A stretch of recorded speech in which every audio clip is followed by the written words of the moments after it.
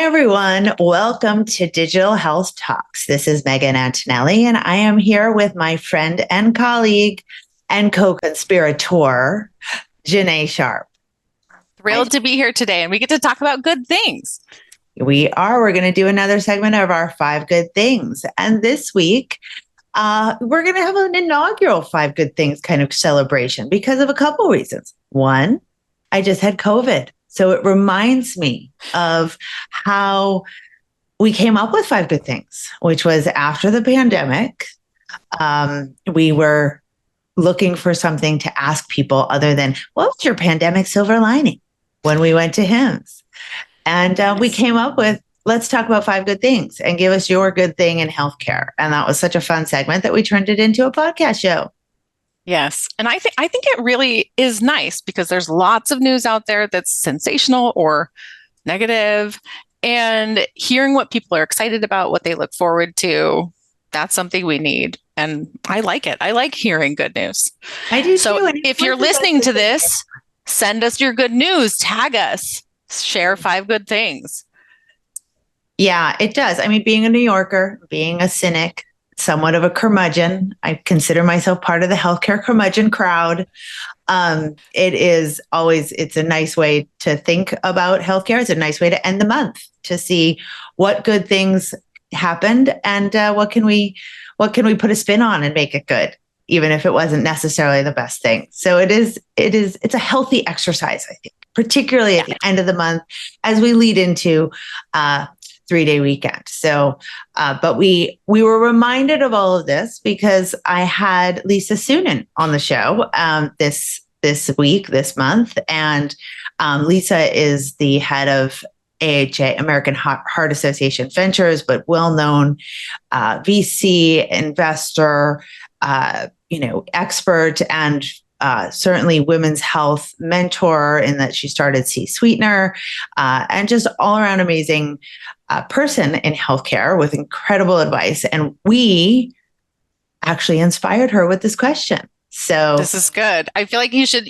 say, like, this is a good thing. Megan was featured in Lisa's blog, which, we all have a little bit of a crush on Lisa, like a work crush. Yeah, she's a badass. Can we say that on the radio? We sure can. They can bleep it out.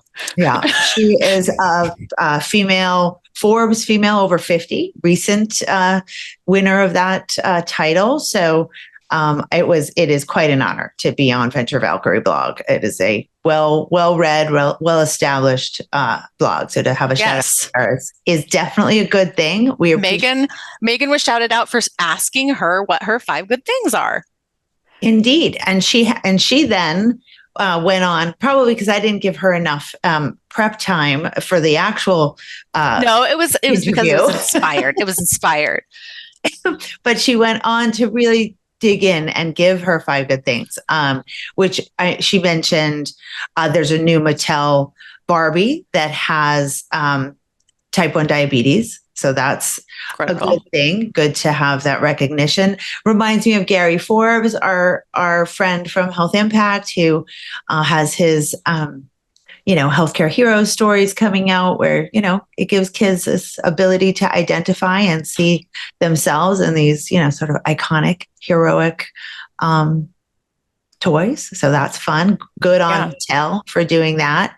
And she mentioned a few others are certainly around heart health and stroke health and innovations there, which is exciting. But to our 5 good things, other than being featured on Lisa's blog, which was, of course, an honor. That counts.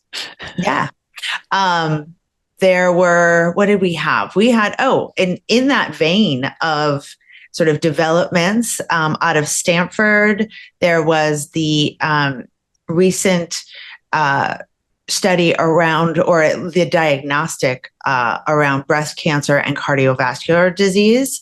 So a highly sensitive mammogram and study that actually tests both. So that one's a good thing because it checks our American Heart Association boxes, and we love them, and we're working on their competition that's coming up, and that company should apply. I think it's great too, because some of this stuff can be used for artificial intelligence to learn more about risk factors and to help people understand like your risk for coronary artery disease. The earlier you can find out about it, the earlier you can change your life, get help, the better.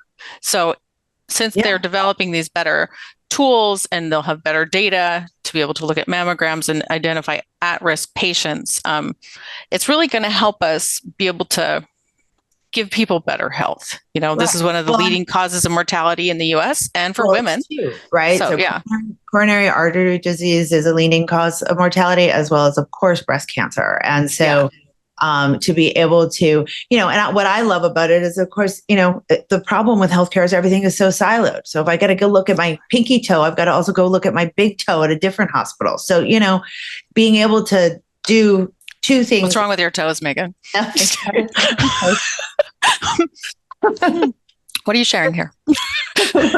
They're far apart. But if, and so your heart and your breast, they're not that far apart. We should be able to assess the health of both in a one study, or one test. So it is it's a good thing. That's for sure. Right. And hopefully it is something that continues to,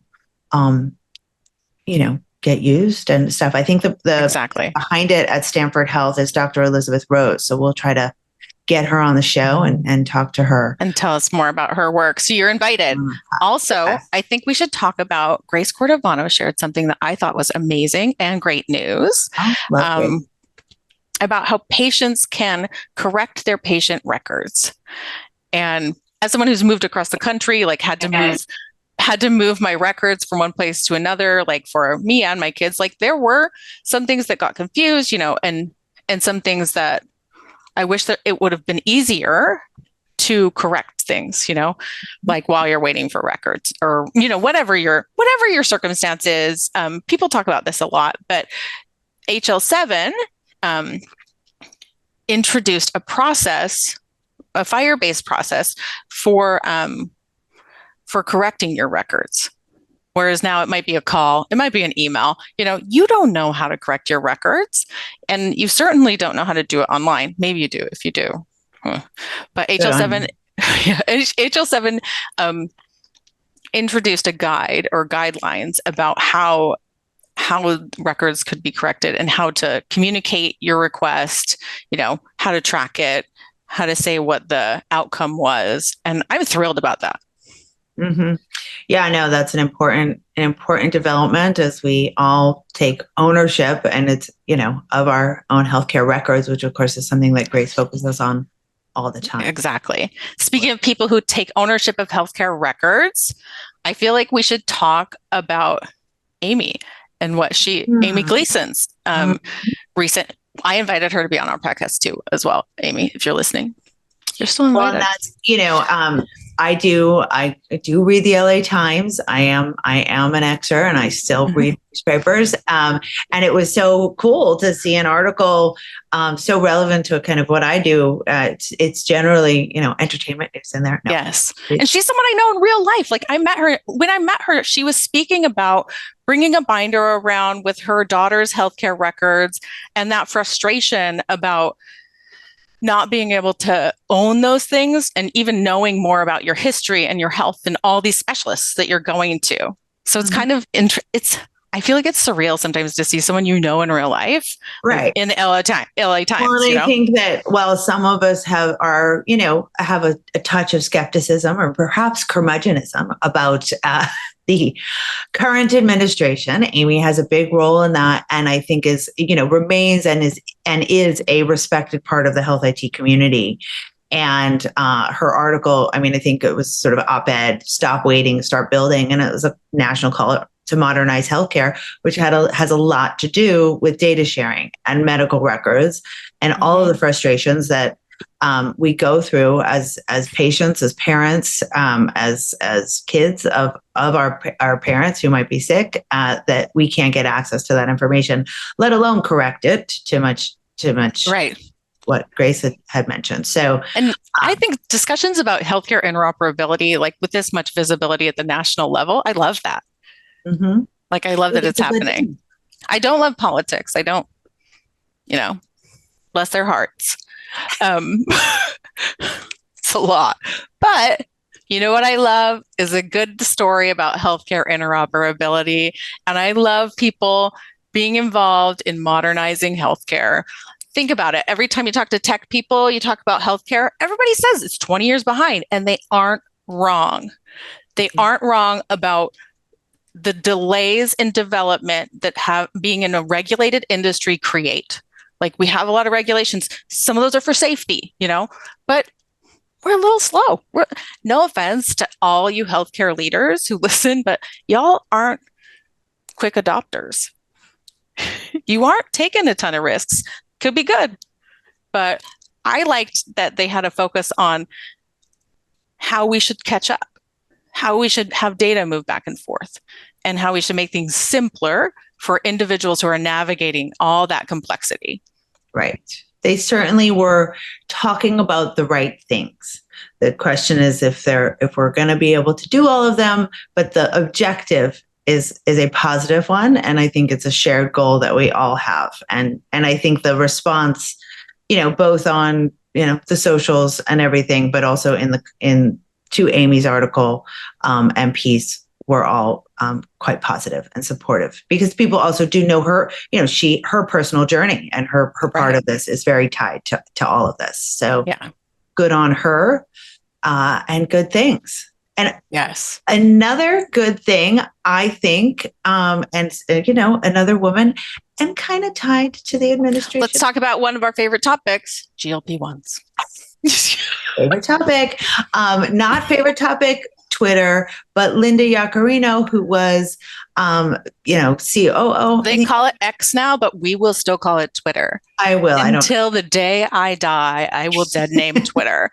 Like, I cannot even. No offense, like, bless everyone's heart, but like, it is Twitter. Okay. It is. We all make mistakes, and sometimes it's a name. But Linda Yaccarino was at Twitter a couple years, sort of a sudden departure. And she has recently landed and a new role at eMed, a population health company, eMed Population Health based out of Miami, which is exciting because of our new friends in Miami and as being part of Emerge Americas. We're hoping we can work with them and discussion, but Linda is, of course, incredibly experienced and will bring a lot to the new, to the telehealth organization company down there. And they are, that's what eMed does. They're a telehealth company with a focus on weight loss. And, that then leads you to GLP-1s, which, by the way, was one of Lisa Sunan's good things as well. And it's our every month good thing is GLP-1s. Yeah. For whatever reason. But yeah, so congratulations to Linda and congratulations to eMed for being able to bring her over into that leadership role. It's exciting to see, and can't wait to see kind of what they'll do beyond that. Yeah. So as always, if you have good things that you want us to share, let us know. Tag us about your good things. Share them with us via email, LinkedIn, Twitter, whatever works for you. We want to hear your good things, and we want to share good things that are happening. Yeah, it's our favorite thing to do. And that's it for today. Did we have any more good things? I feel like we always have more good things. We do. But I think that was it. My kids are back in school. That's a good thing. Me too. It is a good thing. Summer is over. Sometimes a sad thing, but when you have children, it's really not. So we hope you all like, share, subscribe, invite all of your coolest friends to be part of this. And we hope you have a great day. Thanks, Janae. And thank you, everybody. This is Megan Antonelli signing off of Digital Health Talks. Until next time.